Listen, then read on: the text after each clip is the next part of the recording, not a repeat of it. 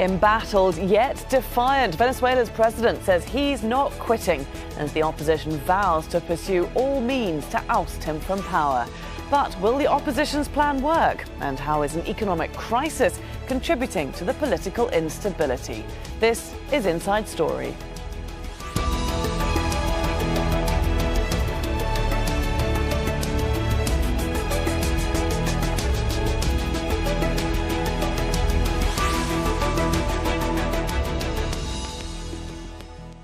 Hello and welcome to the programme. I'm Laura Kyle. Just a decade ago, Venezuela's socialist project was held up as a model in Latin America of an alternative to market-based economics. Now, 3 years after the death of Hugo Chavez, the movement he began is merely limping on. And Venezuela is in trouble. Public debt is spiralling out of control. Inflation is set to reach 700%, and the IMF said the economy shrank 10% last year.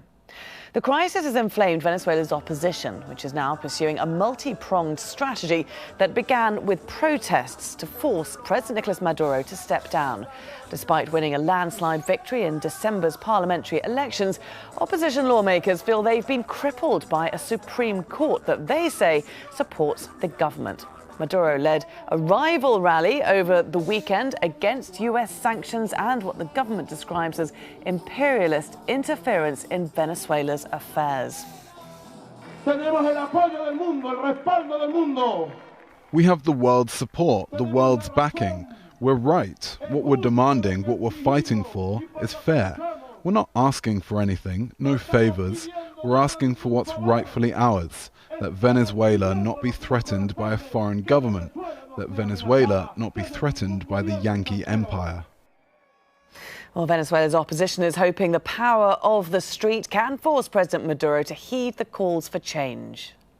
Maduro, ahórranos la tragedia. Maduro, save us from tragedy and resign. You cannot continue. Do Venezuela that favor.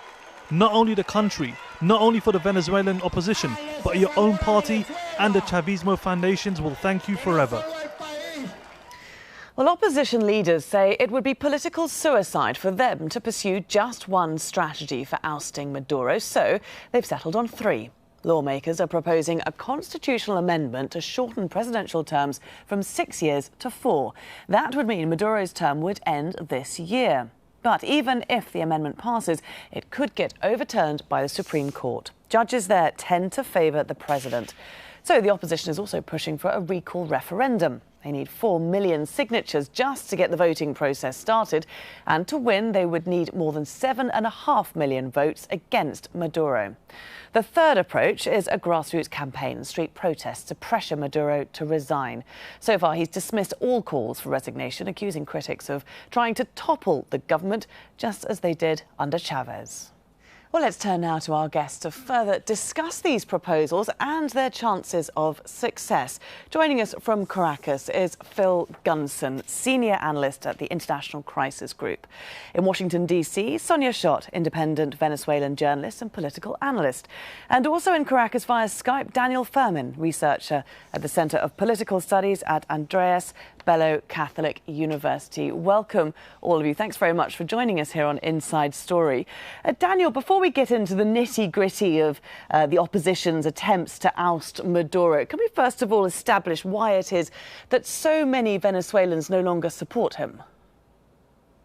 Well, thank you. First of all, I think we have to start from the beginning. Venezuela is going through the worst economic crisis in history. There are severe food shortages, long queues to get basic products, basic services. Violence is up, crime is up. Venezuelans are having a really tough time making ends meet. So in turn, Maduro's popularity has gone down because the government has not owned up to its responsibility in the crisis. The government has been methodical in finding ways to see the fault in others, be it what they call the empire, referring to the United States, or be it what they call an economic war against the revolution, or even blaming the opposition. That line of debate, that line of reasoning has not resonated with the Venezuelan people. The Venezuelan people blame Maduro's government directly for the crises, and the government has not been able to respond to that. So that's why Maduro's popularity and the whole government's popularity has gone down very, very sharply in the last few months and years. Sonia, is it fair for Venezuelans to blame Maduro's government for this crisis? Yes, actually, well, the big picture is the fall of the oil prices and the lack of experience of the Maduro's government to deal with that and to meet the needs of the Venezuelan population. So there is a huge crisis, as it was described. But the problem is that the government seems to be a little bit erratic in the way to put in the table some solutions. Right now, seems that the government is trying to make some choices, whether to pay the debt or whether to pay for imports in order to provide goods and medicines which are needed in Venezuela. So the government decided to pay the debt. So, and this is why we are seeing all this economic crisis right now in Venezuela with the shortage of medicines, goods, and all that. Why, Sonia, why do you think it made that decision to pay the debt before paying its own coffers and therefore supplying its own people with the basic necessities? Well, this is actually very important for the government in order to maintain credibility internationally. Especially because right now, as I said, the oil prices are going down, and there is no way to see that this situation is going to change. And they would like to maintain some credibility abroad in order probably to access credits, which is really very difficult since investors, international investors, they don't believe in the Venezuelan government and their ability to manage the crisis. Well, with the exception of China and Russia. So, Phil, it sounds slightly as if Maduro and his government has been rather backed into a corner then, being forced to pay the debt rather than being able to look within and improve the situation within. So is it entirely to blame for the situation? Well, the seeds of this clearly were sown many years ago with the choices that Maduro's predecessor, Hugo Chavez, took in terms of economic and social policy, which have essentially involved a kind of populist deal. The oil revenue was distributed among the poor, no thought for tomorrow. So, for example, no funds like Saudi Arabia has, for example, to deal with times when, just as now, the oil price is low, the coffers are bare, and the money's all been spent. The money was spent in many different ways. It was spent on corruption, it was spent on projects that never came to anything, it was spent distributing large amounts of goods and resources to the poor, often in a very inefficient and very expensive way. And now the cupboard is bare. As I say, there's really nothing much to do except reform economic policy, which the government seems set against doing. Why is that? Why is it so against reforming economic policy? Well, I think there are a couple of important reasons. One is that ideologically, of course, they feel that going to an organization like the IMF, which is the obvious place that a country in this kind of difficulty would turn to, that would be a betrayal of the revolution. Right. It would be a complete negation of everything that they've said since the government, more or less, since the government came to power.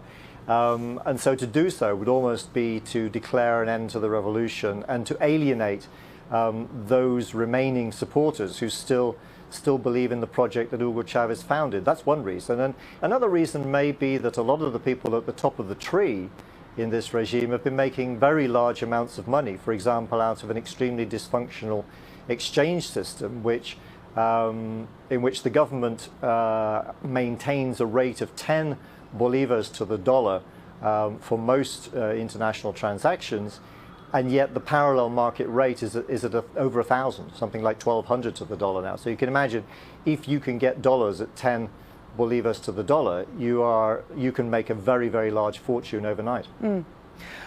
Daniel, the opposition clearly feels it can do better. It has got a lot of support, as shown by the December legislative elections. It's got this multi-pronged approach to trying to topple Maduro. Let's look at first its grassroots campaign. It launched this on Saturday with protests. How did they go? Are you getting a sense that there'll be much momentum for that? Well, I think Venezuelans are not happy with the situation, and Venezuelans do want change. The main aspiration of the Venezuelan citizens is for political and economic change. Just to provide some context on the previous point, the Venezuelan economy is absolutely, completely controlled by the government. There is no free market, or there is very little of what could count as free market. So that's why the government is to be held responsible, because they control all aspects of the economy. As Phil just said, not only the exchange rates and the exchange control, but they do control even prices of basic products and means. So yes, that I just wanted to provide that bit of context. And to add on Sonia's point, yes, we are going through an oil prices crisis, but the economic model sustained by Chavismo was only viable with oil prices at over $100. With oil prices nearing $20, it gets very difficult in a country that only produces oil and that heavily relies on imports. So yes, to get to this point, the opposition has set out a route of 3 ways to oust President Maduro and to achieve political change. They are, first of all, the constitutional amendment, which would see the presidential term be reduced to 4 years, from 6 years to 4 years, and eliminating what Hugo Chavez made into a constitutional amendment in its own right, which was indefinite re-election. So that's on the table. The other proposal is to call on the president's resignation. And we saw street protests demanding the president's resignation on last Saturday. And then the third point is a referendum to recall Nicolás Maduro's term. So it seems to be sort of, let's try to go in every direction the Constitution allows us to go in order to achieve this change. The truth of the matter is, though, at least 2 of those options are extremely hard. All 3 of those options are going to be an uphill battle because the executive branch does control all institutions and all other branches of government except the National Assembly, which was won by the opposition in a landslide in December. So to place the decision of change in Nicolás Maduro's hand, to rely on Maduro's will or conscience to resign over his handling of the crises is not a very realistic approach. Okay, Sonia, which is the realistic approach? Because we, as Daniel was saying, we do have these institutions in place that support Maduro. I'm thinking of the Supreme Court and the National Electoral Council. So is it at all realistic that any of these approaches are going to work? Well, actually, there is a window of opportunity in the recall referendum before Maduro reached the 4th year of his period. The point is unclear. Everything in Venezuela is really unclear. And we have to take into account that this is not going to be only with the support of the opposition, because we have noticed that the Chavismo is also divided. And the dissatisfaction is also among Chavistas. But probably the best way to think about the future in Venezuela is that Chavismo is going to be a force, and that the transition is going to be a smoothly transition. Can you expand on that? How do you mean that Chavismo will be a force? It's still a force because it is being rooted in Venezuelan political spectrum since Chavez arrived into power. So it is very difficult to make disappear all these people from in a political move, in a very fast political mode. This is not going to happen. And I think whatever happens in Venezuela needs to promote ways of dialogue between Chavismo and the opposition. It's the only way to move forward. Do you see that taking place? With a reasonable agenda. I'm sorry? Do you see that taking place? Do you see the opposition offering that to Maduro? Actually, no. And there is another factor to take into account, which will bring a little bit struggle, or will be an upside-down factor in the Venezuelan reality, which will be a social unrest. If this is going to happen, everything will change without any control. But right now, I don't see that, because the power of negotiation of the opposition in the National Assembly is not there, because they lost the supermajority. Phil, do you agree with that? Do you agree with Sonia that the referendum, weaker referendum, changing the constitution, street protests, none of that is really going to work because of this idea of Chavismo, which is very strong and needs to continue through Venezuela? Do you agree that none of these approaches are going to take place?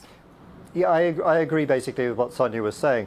None of those, under the present circumstances, as of today, 14th of March or whatever it is, it's impossible to imagine that the government will relax its control over the institutions sufficiently for any of those routes to work. However, as Sonia also said, the situation is fluid. There could be a change in terms of popular unrest. There could be a change in terms of the vision of the military, which we haven't mentioned, but which is a factor which has to be taken into account, and which to some extent is acting with a degree of autonomy which we never saw under the Chavez government.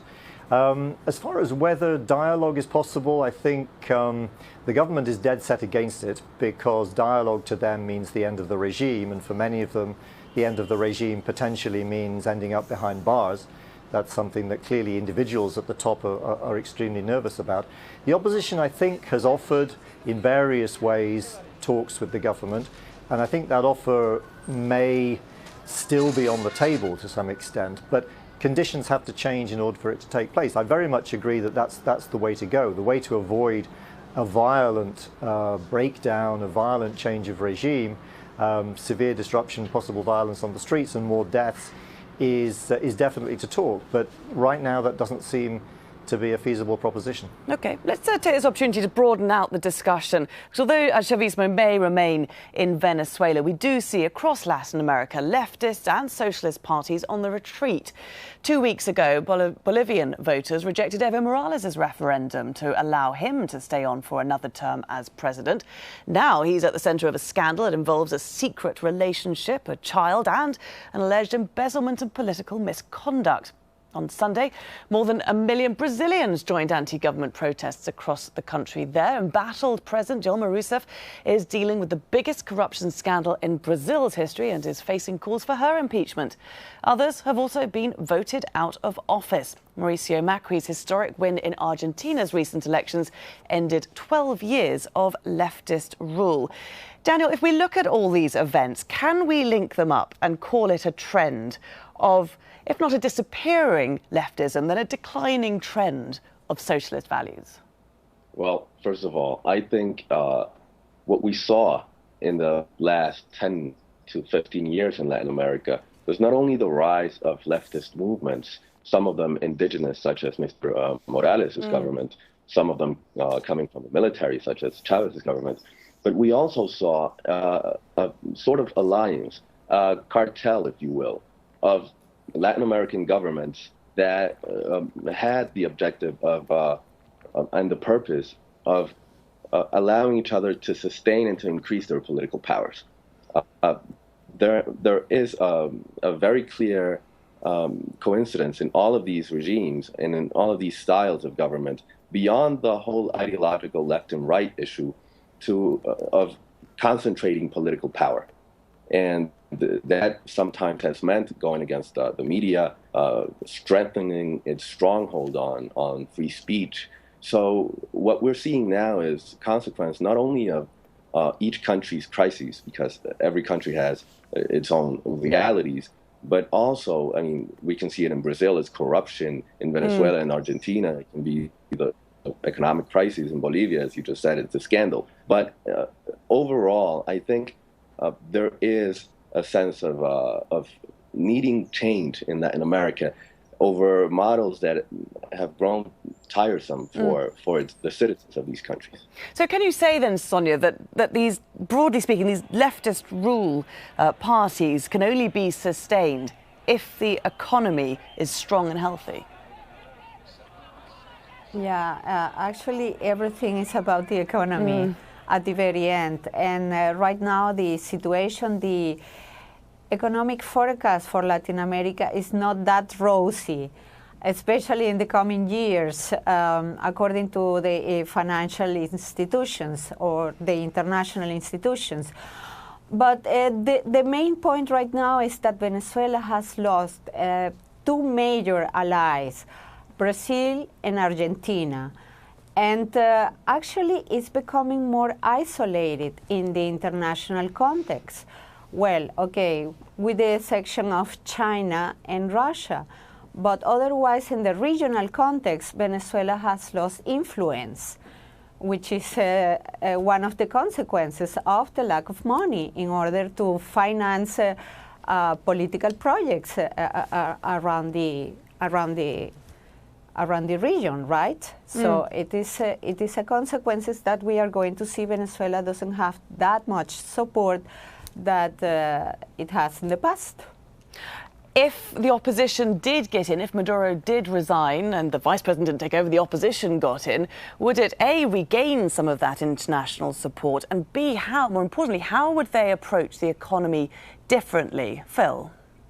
Well, there would have to be a period of transition, I think. I mean, I think the current circumstances in Venezuela, economically and socially speaking, are so dire that simply to come into power and to imagine that you're going to be able to sweep away controls, price controls and exchange controls overnight and restore a market economy would be unrealistic. What I think is probably the case is that if it were to happen, the advent of a government, a Venezuelan government run by the MUD, the opposition coalition, would immediately restore a good deal of confidence in the international financial community. There would likely be much more money flowing into Venezuela, and that would certainly ease the situation. But it's going to be very, very difficult to put this right. There's been an enormous destruction of infrastructure in all sorts of ways. Just to look at the oil industry, for example, the collapse in oil production, the pilfering of huge amounts of money. I mean, we're talking about billions of dollars from the State Oil Corporation, but also in electricity, in water, all kinds of utilities, infrastructure across the board. There's an enormous amount of reconstruction to be done. The good news, of course, is that that means jobs for people. And there is, in the medium term, I think, a good deal of potential optimism. But of course, we have to get through this very, very difficult period. Daniel, we've got 1 minute left, so just briefly, do you see this period of transition, of political transition happening in Venezuela? Yes, I think change is inevitable. It's a matter of when and not if. I think this stage of Chavismo is coming to an end. I don't think Chavismo is going to be swept away by any means, but I do think that this stage of Chavismo is nearing its end because of how they have handled the crisis. So I think the transition is a necessity for Venezuela, and I do see it basically around the corner. It's going to be a matter of who the actors are that sit at the negotiation table, and to see how they handle and how the cost of leaving power may make some people in higher government posts very, very against the transition. But I do think that there are people looking for a transition even among the government ranks. OK, very interesting indeed. Big change ahead for Venezuela. Thanks very much to all our guests for joining us here today. Phil Gunson, Sonia Schott and Daniel Fermin. And thank you too very much for watching. You can see the programme again anytime by visiting our website, that's aljazeera.com. And for further discussion, go to our Facebook page, that's facebook.com/AJ Inside Story. And you can also join the conversation on Twitter. Our handle is @AJ Inside Story. From me, Laura Kyle, and the whole team here. Bye for now.